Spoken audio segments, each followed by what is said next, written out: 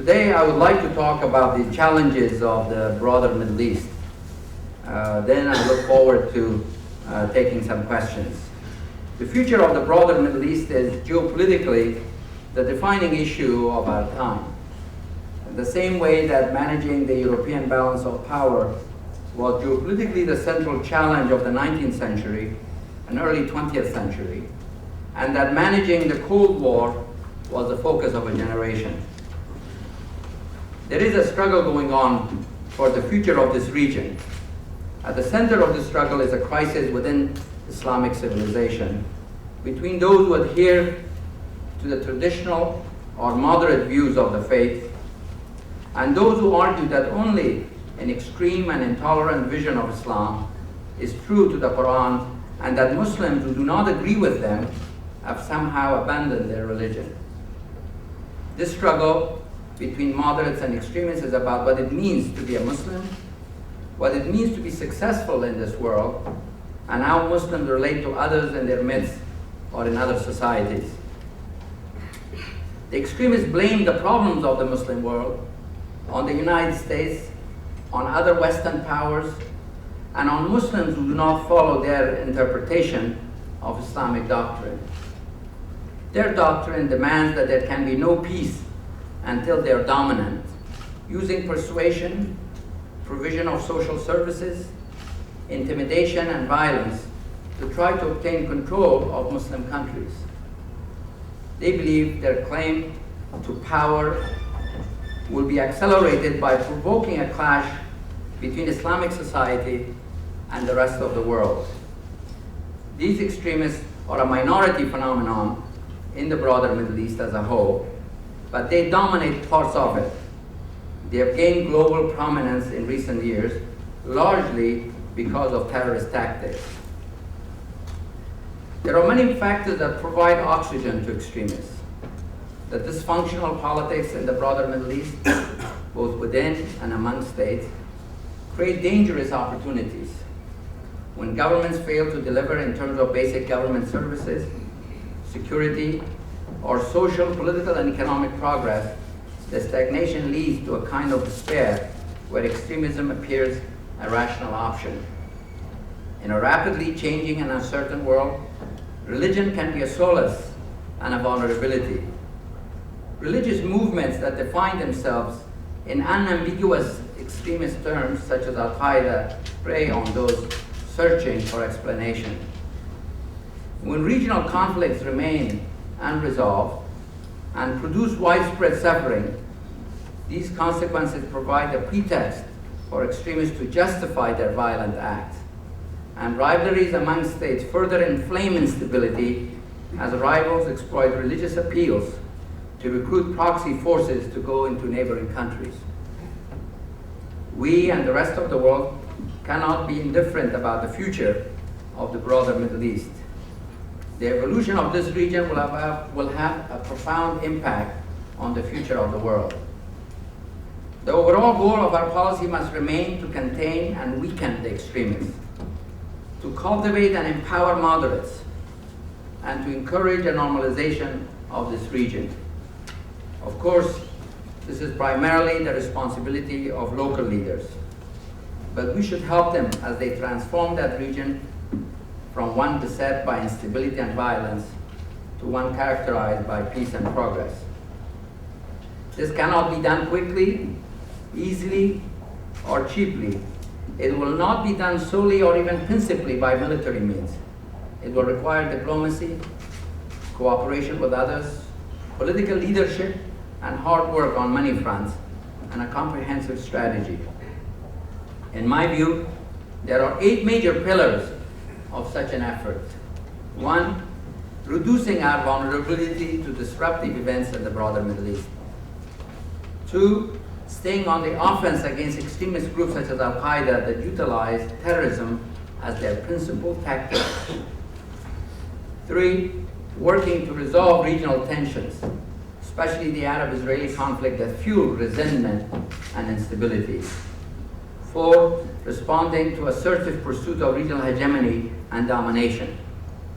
5, mobilizing in partnership with our friends in the region to marginalize extremists and to help the nations of this region normalize their societies and politics.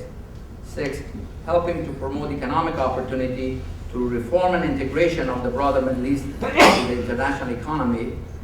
7, elevating cooperative efforts in the Middle East as a central organizing principle for our major alliances and in our participation in multilateral institutions.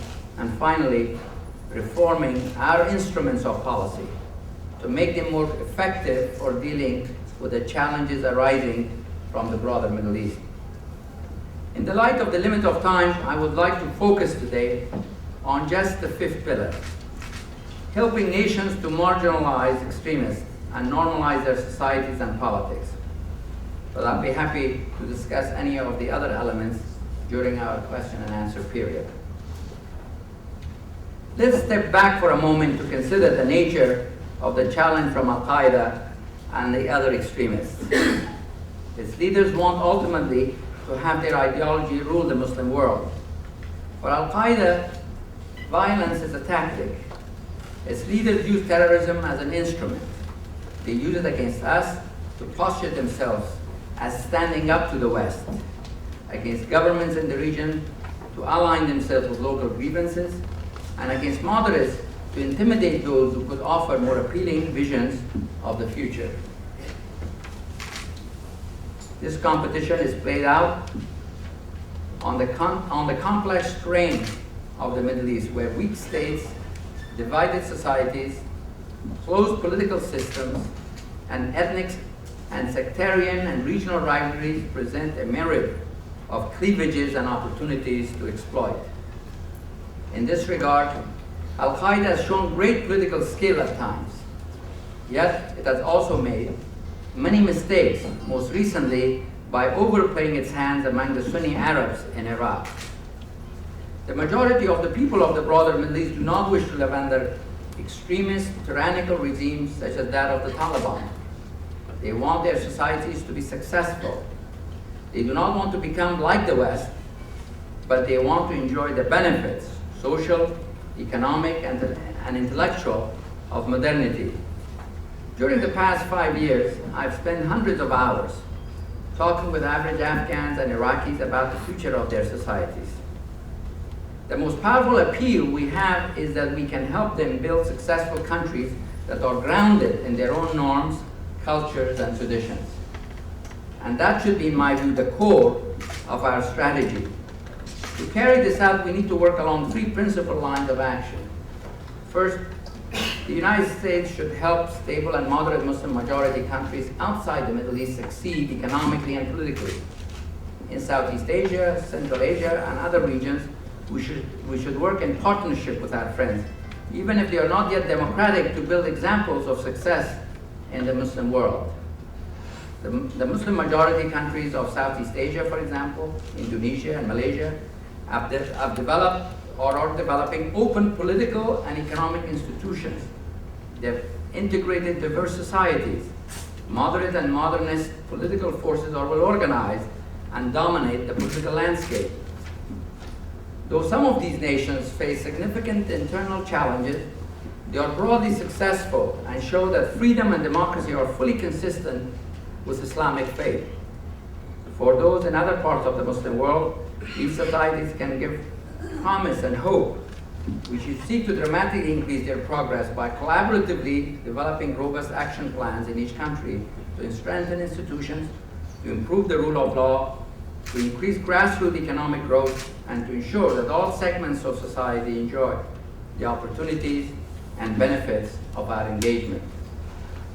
Enabling these societies to achieve a qualitatively new level of success, demonstrating what can be done in partnership with the world, would represent a powerful challenge to the extremists.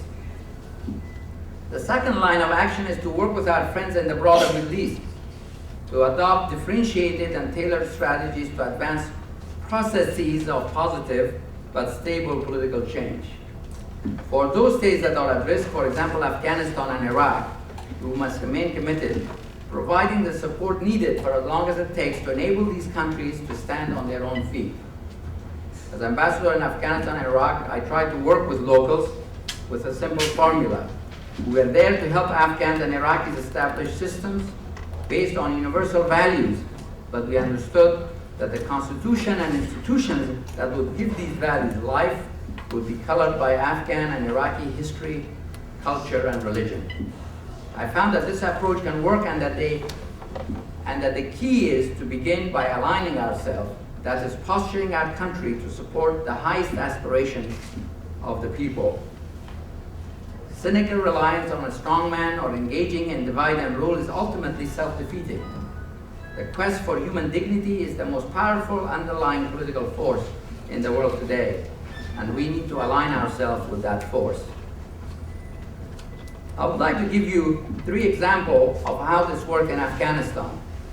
They were all part of the bond process and set of political milestones that resulted in a new constitution and the first free and fair elections in Afghanistan's history.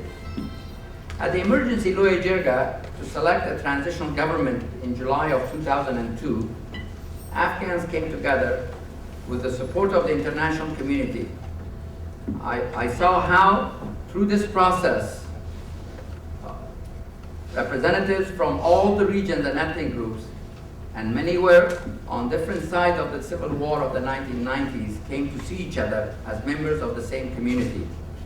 They came to understand that they had a unique opportunity to set their country right after decades of war, but that success would involve patient, step-by-step compromises with each other, worked out in partnership with the international community.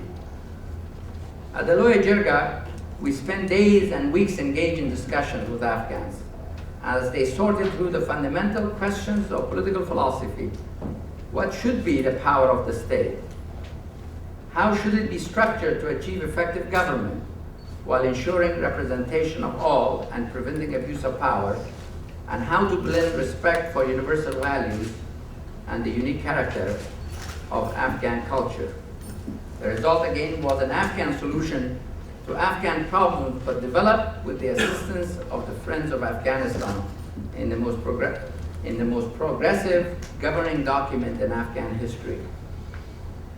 One of the most memorable days for me was October 9, 2004, the date of the first election of an Afghan head of state in the country's long history.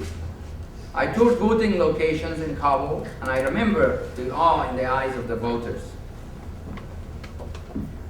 There were reports that in some areas of Afghanistan, particularly in Bamiyan, this particular report, women had washed themselves, preparing themselves to die before going to vote because they believed that the Taliban might attack the polling station and they might not make it back.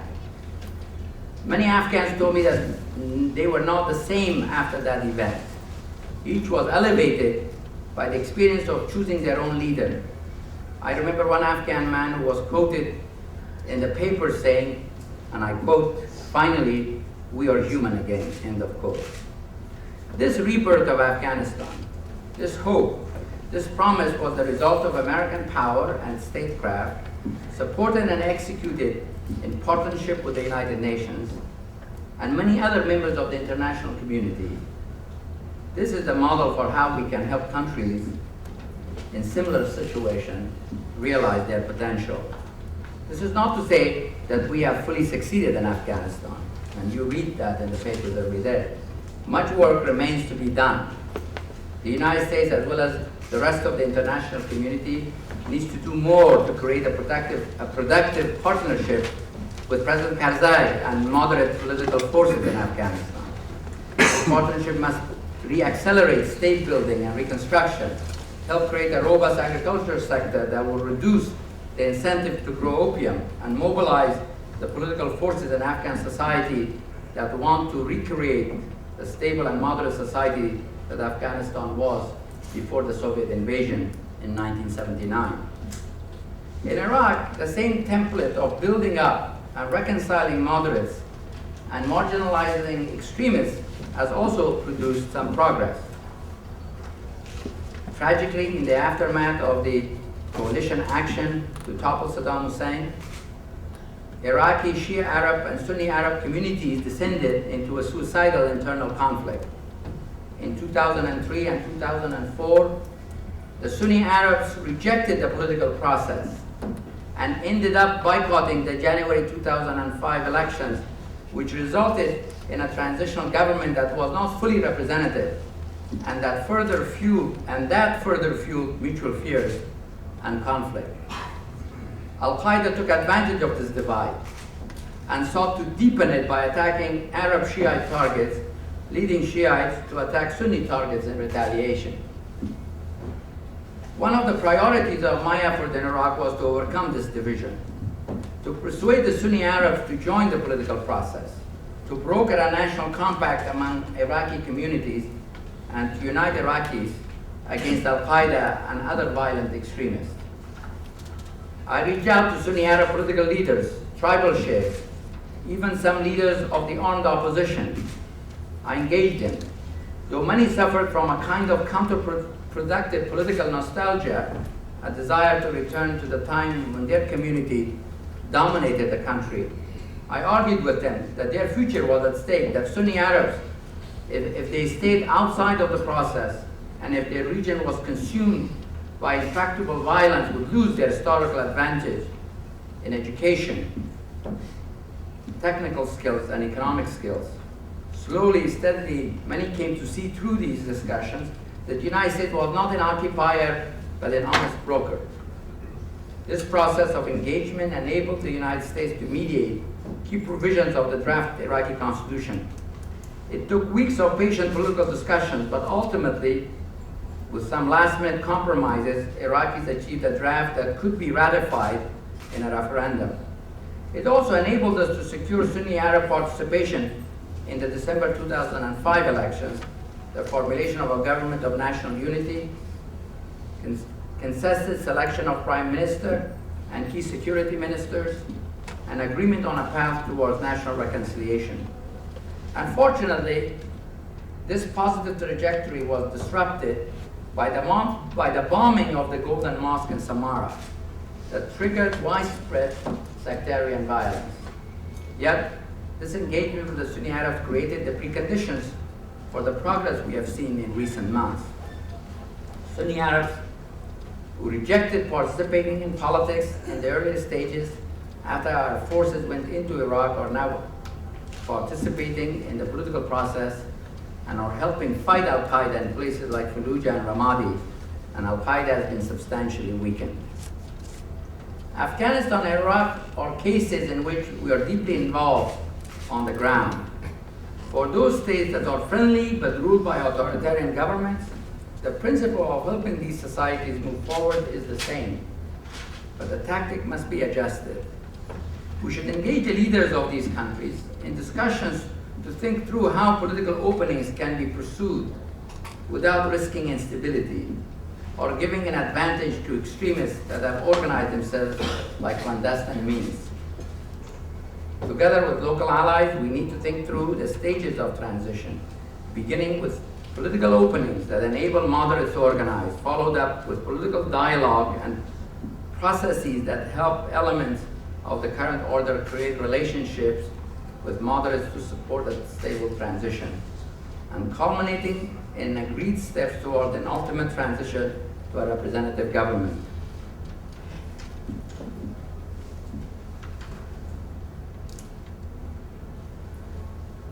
The third and final line of action is to undertake a comprehensive forward engagement with civil society in Middle Eastern countries. There are moderates throughout the broader Middle East who reject intolerant views and the use of violence. Like people everywhere, they wish for a life of opportunity for themselves and for their children.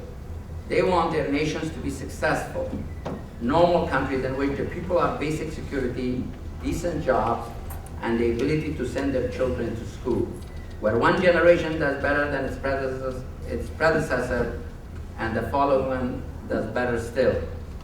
We have to find better ways, in my view, to engage individuals and groups seeking a moderate Middle East. We must foster and strengthen them and help them network with each other and like-minded groups around the world. The extremists have well-funded, highly capable transnational networks that are organized, and they have local cadres in each country. In this regard, we have two key challenges. One, that we have to find a way to support moderates without undermining them, without making them seem to be an instrument of someone else's policy. I believe that this can be done by developing transnational ties among reformers, drawing on the examples of those who have pushed for reform in Eastern Europe, in East Asia, in Latin America, and in other regions, and to try to channel our support to moderates in the Middle East through such networks.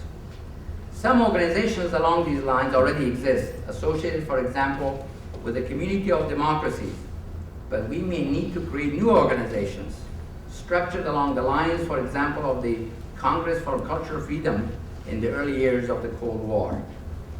Another possible solution would be to provide resources to groups in democratic and reformist countries in the Muslim world, Indonesia, Turkey, and others, for example, to engage with their counterparts in other countries.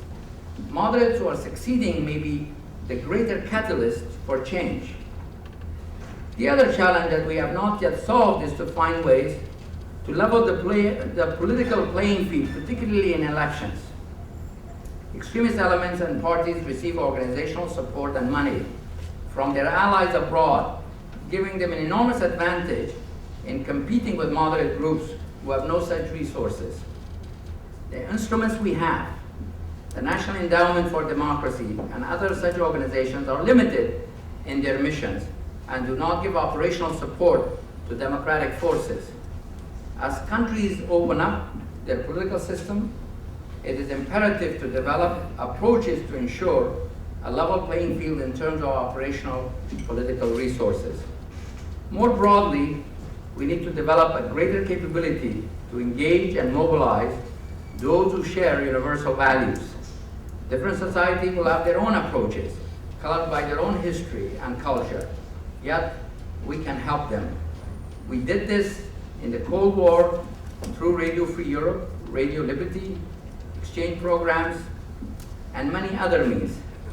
Think of the great successes that we had in Poland near the end of the Cold War with the support by the American Union of Solidarity, or by the efforts of the Catholic Church in that society. Think of the positive effects of American civil society organizations in the color revolutions of the last 10 years. We need to identify and support analogous efforts that are appropriate to the broader Middle East.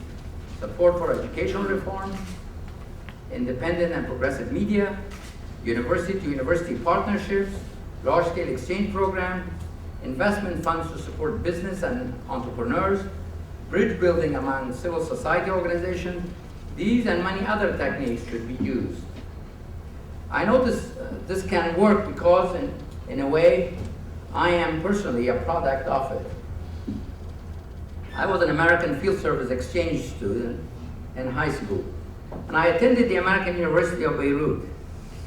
These efforts and institutions create personal connections, transfer social knowledge, and help societies like Afghanistan's draw lessons from the developed world and other successful nations. As ambassador, I helped to start the American University of Afghanistan and the American University of Iraq. This is just the start, but such efforts should be multiplied and increased manifold and across the broader region. We have not even scratched the surface of what needs to be done in this domain. I spoke of the competition for the broader Middle East. This competition, this struggle will be the work of generations, requiring patience, determination, and sustained cooperation with like-minded leaders and groups not only throughout the region, but the world.